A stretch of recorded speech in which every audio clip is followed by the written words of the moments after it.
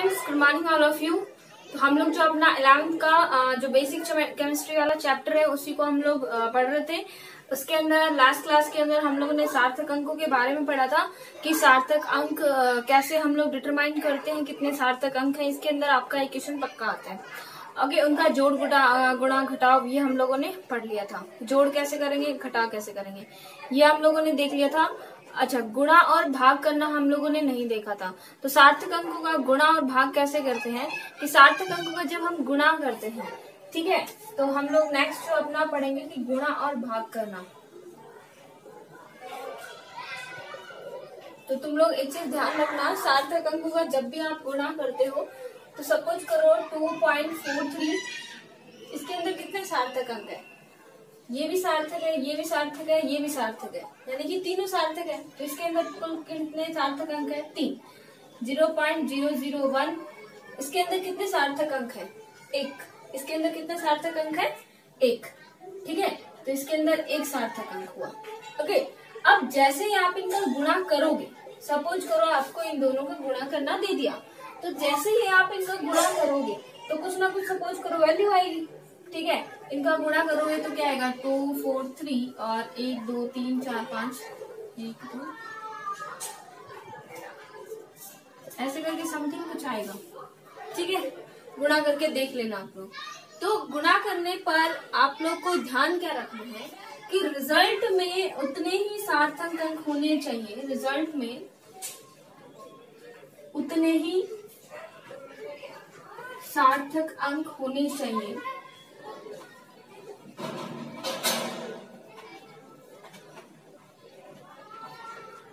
जितने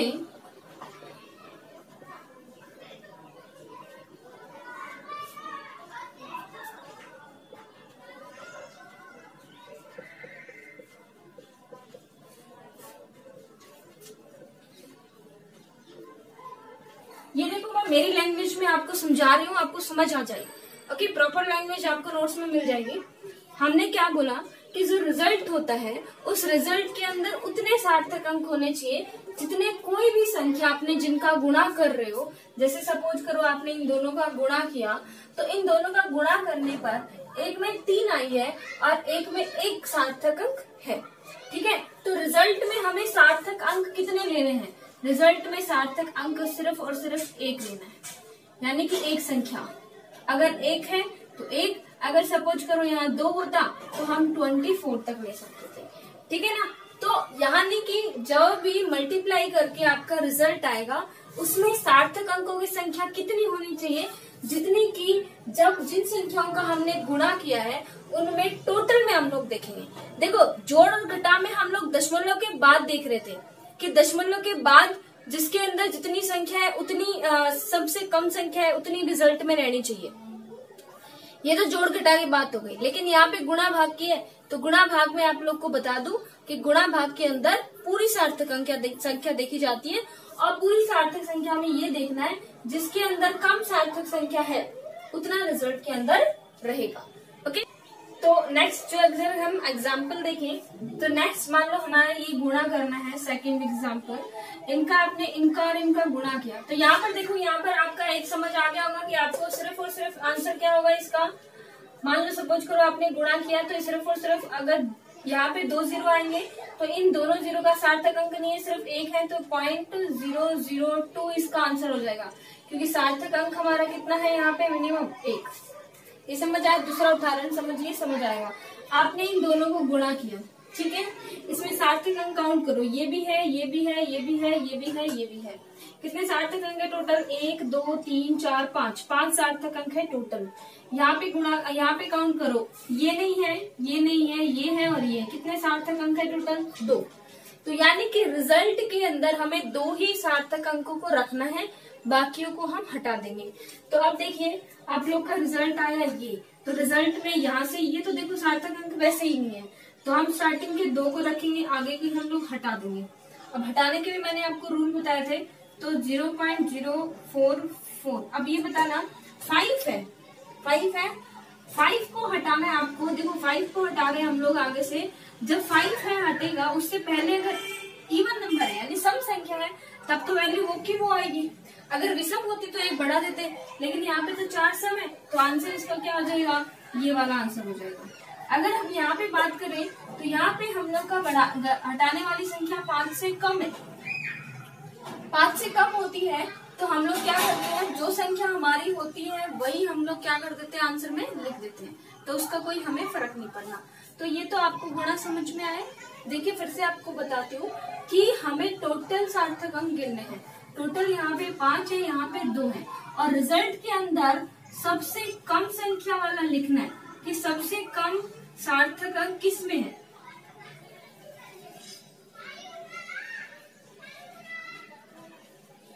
यानी सबसे कम सार्थक अंक जितने ही अंक यहाँ पर हमें रखने हैं। तो यहाँ पे आपको पता है, यहाँ पे आप सार्थक अंकों को मैं गिनवाना शुरू करूँ तो आप ये नहीं गिनोगे, ये नहीं गिनोगे, सिर्फ और सिर्फ ये दोनों गिनोगे। इट मीन्स यहाँ पे सार्थक अंक कितने हो गए, 2। ओके, ये समझ आया आपको अच्छे से।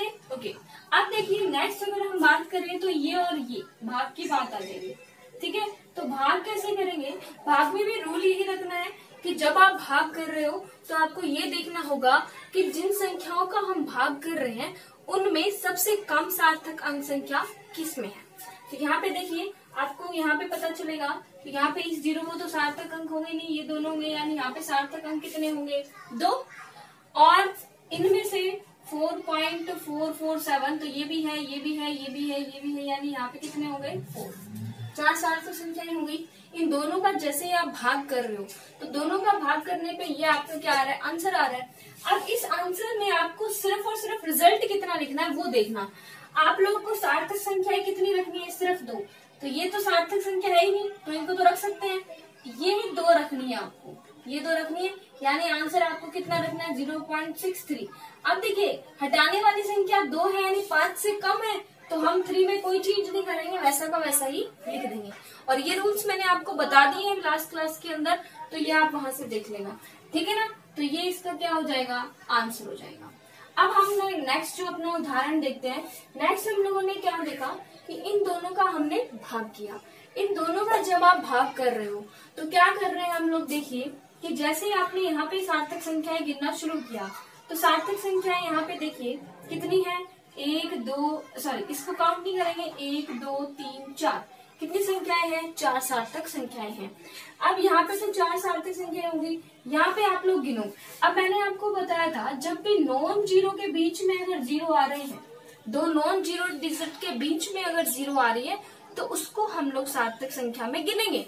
तो इसलिए यहाँ पर भी कितनी सार्थक संख्या है, 4, 1 2 3 4। अब यहाँ पर देखिए ये गुणा में ऊपर है, तो यहाँ पे सार्थक संख्या कितनी है, 3। सार्थक संख्या कितनी है, 3। तो देखिए 4 और 3, तो न्यूनतम कितनी सार्थक संख्या है, 3। तो न्यूनतम सार्थक संख्या जिसमें है वही हमें आंसर में रखना है।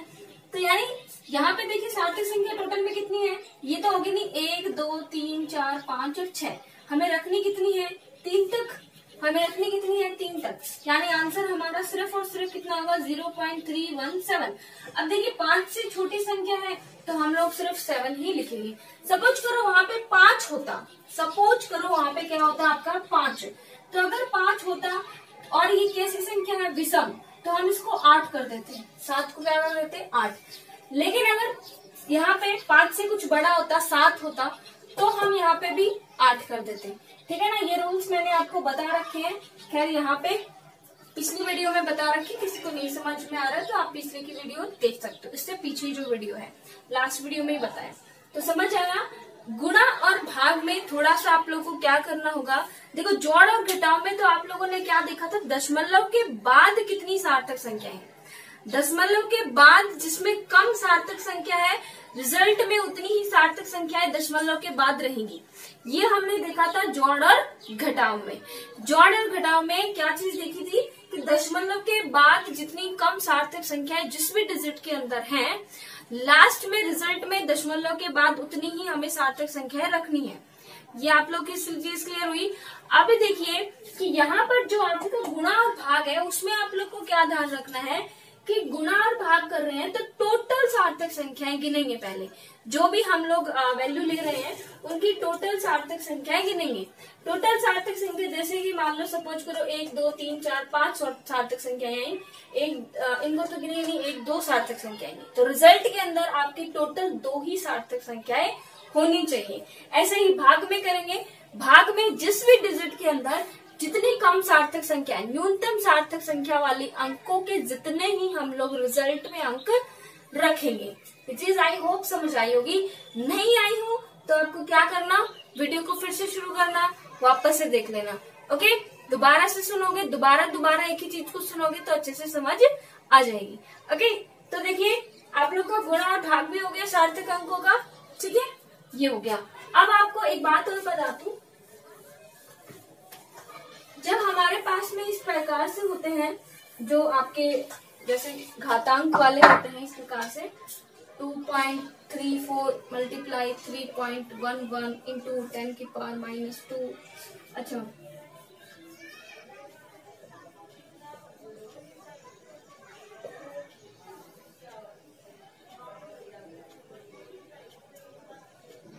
सपोज करो ऐसे कुछ आ जाएगा, तो आप लोग को क्या करना होगा, देखिए 2.13 इसको मल्टीप्लाई करोगे 3.11 पे, है ना, तीन सार्थक संख्या है, यहाँ पे भी 3 सार्थक संख्या है, तो रिजल्ट में भी 3 सार्थक संख्या होंगी, यहाँ तो वही रूल लगेगा। अब आपकी है एक गुणा में 10 की पावर -2 और 10 की पावर -2, तो आप पावर्स को मल्टीप्लाई कैसे करते हो, पावर्स को मल्टीप्लाई करने के लिए हम लोग पावर को ऐड कर देते हैं। जो भी पावर होती है, जैसे कि सपोज करो यहाँ पे प्लस और प्लस होता तो हम लोग 2 + 2 कर देते हैं, ठीक है, लेकिन यहाँ पे माइनस और माइनस है तो 10 की पावर -2 हट जाएंगी।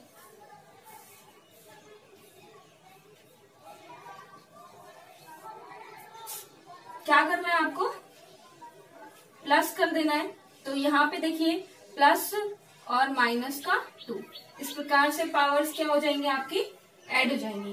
अगर आपको सपोज करो डिवाइड में होती है, जैसे सपोज 1.10 डिवाइड बाय 0.47 इंटू 10 की पावर 3 इंटू 10 की पावर 2, है ना, तब आपको क्या करना है, इनका तो डिवाइड करोगे वही आएगा जो वैल्यू आएगा, पावर को क्या करोगे, 10 की पावर ऊपर है ना, नीचे वाली पावर को ऊपर जाके माइनस कर देना, ठीक है, नीचे वाली पावर को ऊपर जाके माइनस कर देना। ये तो अच्छा, ऐड किसके अंदर होगा, मल्टीप्लाई में, पावर माइनस किसके अंदर होगी, डिवाइड में। तो ये तो आपको सिंपली मैथ के अंदर भी मिल जाएगा, इतना कुछ ज्यादा ऐसे है नहीं, बस आपको सार्थक अंकों का देखना अच्छा से।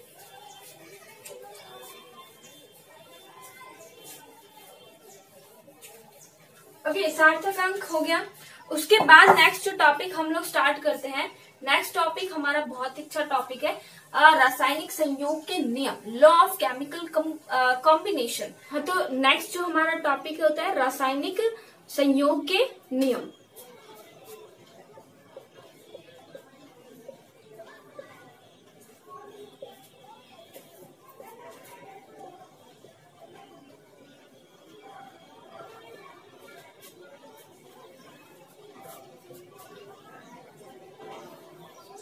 देखो कि कोई भी जो केमिकल रिएक्शन होती है वो कैसे होती है, उसमें क्या होता है क्या नहीं होता है, वो हम लोग क्या करेंगे इसके अंदर पढ़ेंगे। देखिए टॉप 5 जो आपको रूल्स दिए गए थे इस रासायनिक संयोग के, कि इस प्रकार से संयोग कर सकता है, इस प्रकार से संयोग कर सकता है, इस प्रकार से, मतलब अलग अलग तरीकों से, ठीक है, अलग अलग साइंटिस्ट ने अपनी अपनी राय बताई। ओके, तो इसमें जो फर्स्ट लॉ आता है रासायनिक संयोग का, जो इसमें फर्स्ट लॉ आता है वो आता है द्रव्यमान संरक्षण का नियम। और ये नियम आपने पढ़ा भी होगा, तो नहीं भी पढ़ा तो देखिए अब पढ़ लो ना, द्रव्यमान संरक्षण का नियम।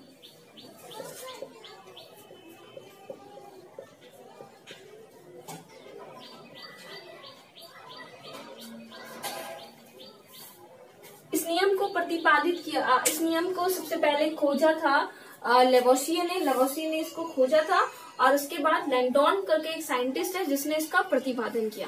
ये तो हो गई बात सिंपल, इनको दिया किसने, लेवोसिये ने इसको दिया था, ये याद रखना, और लैंडॉन ने इसको प्रतिपादित किया था, ठीक है, 60-70s में ये लॉ दिया गया था। उस लॉ के अनुसार, इस नियम के अनुसार होता क्या है, इस नियम के अनुसार ये बताया गया कि द्रव्यमान को, द्रव्य जो होता है उसको ना तो हम लोग उत्पन्न कर सकते हैं और ना ही हम लोग डिस्ट्रॉय कर सकते हैं। यानी द्रव्यमान जो होता है वो निश्चित होता है, ना तो हम उसको उत्पन्न कर सकते हैं ना ही हम उसको खत्म कर सकते हैं। यानी कि रिएक्शन जब हम लोग की होती है तो जितना हमने रिएक्टेंट का मास लिया, मैंने अभिकारक का मास लिया, देखो आप लोग को मैं रिएक्टेंट प्रोडक्ट बोल रही हूँ, आपको समझ ही नहीं आ रहा होगा क्या है। यानी कि जो अभिकारक होते हैं ना, देखो जो अभिक्रिया करते हैं, अभिक्रिया करने वाले, उनको हम लोग बोलते हैं क्रियाकारक या उसको बोलते हैं अभिकारक, या इंग्लिश में उसको बोला जाता है रिएक्टेंट। कौन होते हैं? अभिक्रिया करने वाले, जो रिएक्शंस कर रहे होते हैं उसको अभिकारक, क्रियाकारक या रिएक्टेंट बोला जाता है। और अभिक्रिया के बाद बना, जो अभिक्रिया करने के पश्चात जो बनता है, अभिक्रिया के पश्चात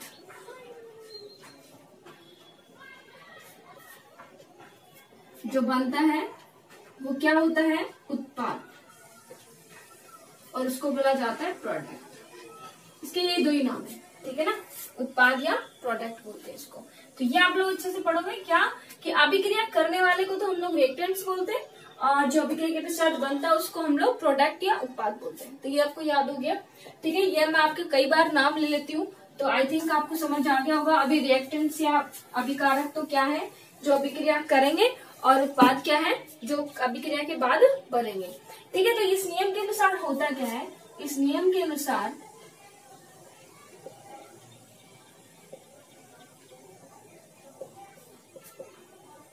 क्या है, द्रव्य को ना तो उत्पन्न किया जा सकता है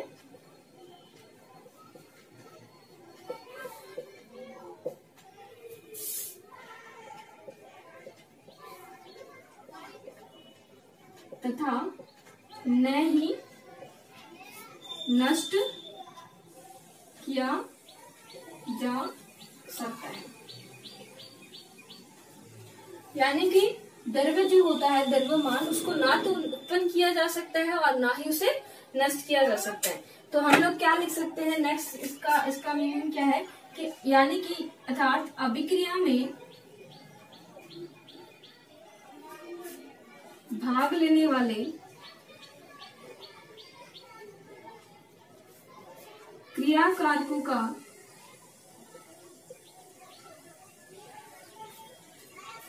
द्रव्यमान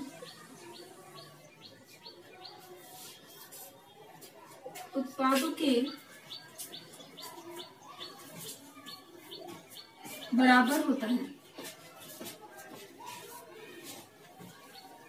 उत्पादों के बराबर होता है। यानी कि अभिक्रिया में भाग लेने वाले क्रियाकारक जो है, अभिक्रिया में जो भी क्रियाकारक भाग ले रहे हैं उसका जो द्रव्यमान होगा वो किसके बराबर होगा, जो प्रोडक्ट हमारा फॉर्म हुआ है उसके बराबर। यानी क्रियाकारकों का द्रव्यमान अभी जो उत्पादों के द्रव्यमान के बराबर होगा। क्या हम लोग लिख सकते हैं, क्रियाकारक का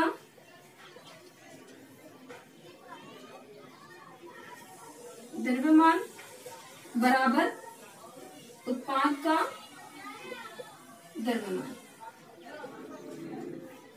ठीक है, ये होता है। यानी कि यहाँ पे द्रव्यमान क्या है, संरक्षित है, सेम है, सुरक्षित है, तो इसलिए इसको क्या बोला जाता है, द्रव्यमान संरक्षण का नियम। यानी कि रिएक्शन करने के पहले भी द्रव्यमान उतना ही था, रिएक्शन करने के बाद भी द्रव्यमान उतना ही है, भले ही उसका कंपोजिशन चेंज हो गया हो, अनुपात बदल गया हो, अनुपात एक दूसरे से साथ जुड़ गया हो, बट उसका द्रव्यमान सेम रहने वाला है, ठीक है। ये चीज आपको अच्छे से सोचनी है, समझनी है। अब देखिए हम लोगों ने क्या बोला, ये अब इसलिए क्या है, क्योंकि यहाँ पे द्रव्यमान क्या रह रहा है, संरक्षित रह रहा है, बराबर रह रहा है, इसलिए इसको क्या बोलते हैं, द्रव्यमान संरक्षण का नियम। ये तो हो ही जाएगी लाइन। इसे अविनाशिकता का नियम भी कहते हैं।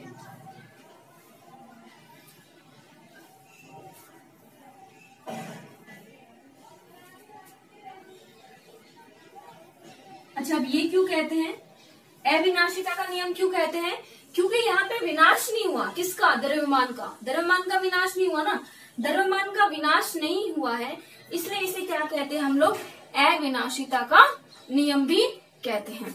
ठीक है, यानी कि आप लोग को समझ आ गया होगा कि द्रव्यमान यहाँ पे संरक्षित रहेगा, वो घटेगा नहीं और ना ही बढ़ेगा। यानी कि ब्रह्मांड के अंदर जितना भी द्रव्यमान है वो क्या है, निश्चित है। यानी क्या लिख सकते हैं हम लोग कि जो ब्रह्मांड है उसमें द्रव्यमान जो है वो क्या है, निश्चित है।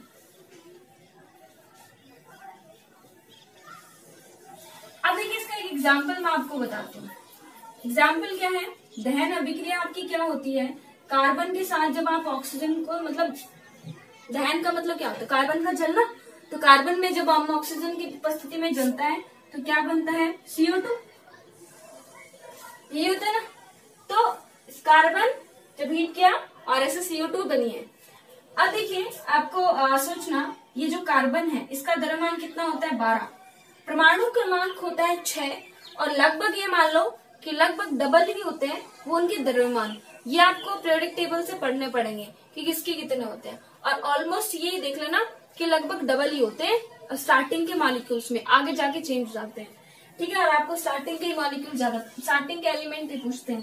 तो कार्बन के 6 होते हैं, तो जिसका जो द्रव्यमान होता है वो 12, ऑक्सीजन का 8 होता है परमाणु क्रमांक, और इसका बोलेंगे तो क्या बोलेंगे, 16 डबल। और ऑक्सीजन के कितने मोल है, 2, यानी कि 16 दूनी 32। तो यहाँ पर कितना हो जाएगा, 32, 32 और 12 44। तो यानी इसका कुल द्रव्यमान कितना हुआ, अलग अलग 44। और यहाँ पे देखो कार्बन का 12, ऑक्सीजन का 2 का 32, तो यहाँ पे भी कितना हुआ, 44। तो बताओ 44 इधर है, 44 ही इधर है। ठीक है ना, तो 44 इधर है, 44 इधर है, यानी कि द्रव्यमान क्या है, निश्चित है, द्रव्यमान चेंज नहीं हुआ है। ठीक है, तो इस नियम के अनुसार होता क्या है, इस नियम के अनुसार द्रव्य को ना तो उत्पन्न कर सकते हैं ना ही उसे नष्ट कर सकते हैं, द्रव्यमान जितना है उतना का उतना ही रहेगा। और यानी कि ब्रह्मांड के अंदर द्रव्यमान क्या है, निश्चित है। इसलिए देखिए अभिक्रिया में भाग लेने वाले क्रियाकारकों का जितना द्रव्यमान होगा उतना ही उत्पाद में क्या होगा, बराबर होगा दोनों का। उत्पाद जो बनने वाले उत्पाद है उनका द्रव्यमान भी उतना ही होगा, यानी क्रियाकारक का द्रव्यमान और उत्पाद का द्रव्यमान दोनों के क्या होंगे, सेम। तो यहाँ पे चूंकि यहाँ पे द्रव्यमान में कोई चेंज नहीं हुआ तो इसलिए इसे अविनाशिता का नियम भी कहते हैं, क्योंकि द्रव्यमान विनाश नहीं हुआ है इसलिए इसको अविनाशिता का नियम भी कहते हैं। ब्रह्मांड में द्रव्यमान निश्चित है, इस नियम से यही सिद्ध होता है। और हमने एक एग्जाम्पल देख लिया कि कार्बन और ऑटो को मिलाएंगे तो CO2 बनेगा। तो यहाँ पे जैसे कार्बन कितना है, 12, ऑक्सीजन कितना है, 16 16 32, तो यहाँ पे कितना आ जाएगा, 44, और इधर भी कितना हो रहा है, 44। ओके, तो यानी कि आपको इस नियम से एक चीज समझ आ गई कि दोनों तरफ जो द्रव्यमान आपके रहने वाले हैं सेम। तो एक एग्जाम्पल उदाहरण बताऊं आपको, करके देखोगे क्या, ये उदाहरण बताती हूँ आपको, इसका करके देखना। कि सपोज एक एग्जाम्पल लिखवा रही हूँ मैं,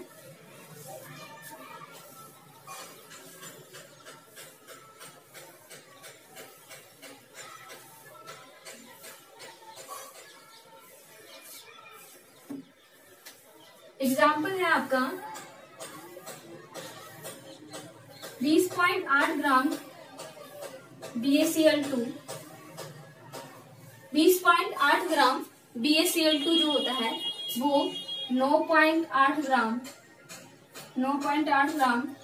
H2SO4 के साथ क्रिया कर 7.3 ग्राम,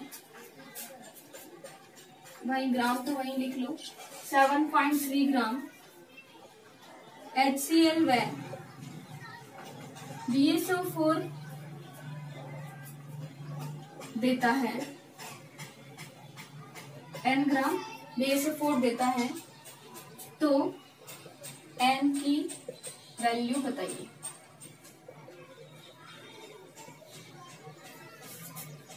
बताओगे, देखो क्या है, BaCl2 प्लस में H2SO4, इन दोनों ने रिएक्शन करी है और रिएक्शन करके एक तो अपना क्या दिया, देखो Ba के साथ में तो SO4 और HCl के साथ में जुड़ जाएगा। तो BaSO4 दिया और 2 मोल किसके दिए हैं, HCl के। ठीक है ना। अब देखिए, आप लोग ध्यान से देखना, BaCl2 जो है, BaCl2 के कितने ग्राम है, 20.8 ग्राम, और H2SO4 के कितने हैं, 9.8 ग्राम।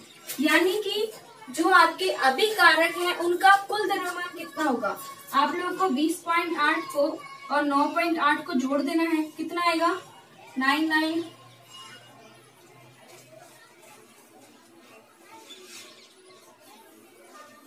30.0। ठीक है ना। तो कितना आया, 30.808। ओके, तो ये आपका आ गया।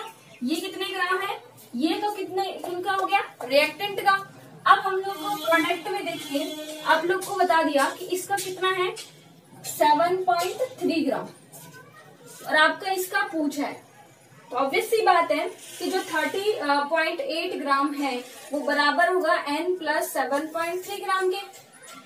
यही तो होगा ना, वो N मोल इसका और जो 7.3 ग्राम है इसका।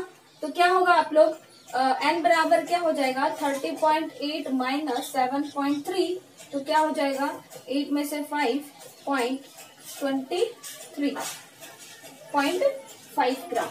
ये आपका क्या आ जाएगा, इसका BaSO4 के ग्राम आ जाएंगे। ठीक है, समझ आया क्या है। आपका क्वेश्चन क्या है कि 20.8 ग्राम BaCl2 9.8 ग्राम H2SO4 के साथ क्रिया करके 7.3 ग्राम HCl और N ग्राम BaSO4 देता है। तो जो N ग्राम की वैल्यू आपको बतानी है कि कितने ग्राम आपका जो बनेगा। तो 20 ग्राम जो BaCl2 H2SO4 की रिएक्शन तो यही होती है, उन्होंने बता दिया खुद ही कि BaCl2 H2SO4 रिएक्शन करेंगे और ये बनाएंगे। ये तो खुद ही बताया उन्होंने, हमने तो कुछ किया ही नहीं। अब इसके इतने बता दिए, इसके इतने बता दिए और इसके इतने बता दिए, तो आपको यही तो पूछा है। सिंपल है, कुछ भी नहीं है। आप लोग वो छोटे छोटे बच्चों के नहीं आते थे कि एक पेन इतने का है, एक पेन इतना है, कुल पैसे इतने थे, इतने में से इतना हटा दिया और वो ऐसा, वो वाला क्वेश्चन है। बस आपको रूल पता होना चाहिए। रूल इसके पीछे क्या है कि जो भी हम लोग रिएक्टेंट्स का मास लेते हैं और जो प्रोडक्ट का मास होता है, दोनों का मास बराबर होता है। द्रव्यमान, मास मतलब द्रव्यमान। ठीक है, यानी कि जो अभिकारक का जो द्रव्यमान है वो क्रियाकारक का द्रव्यमान है वो उत्पाद के द्रव्यमान के बराबर होता है। बस ये चीज आपको अच्छे से पढ़नी है। ओके, तो ये रूल हो गया, एक रूल खत्म। नेक्स्ट आपके 4 रूल बचते हैं, वो हम लोग नेक्स्ट का अंदर कंटिन्यू करेंगे। इतने आप अच्छे से इनको प्लान कीजिए। ओके।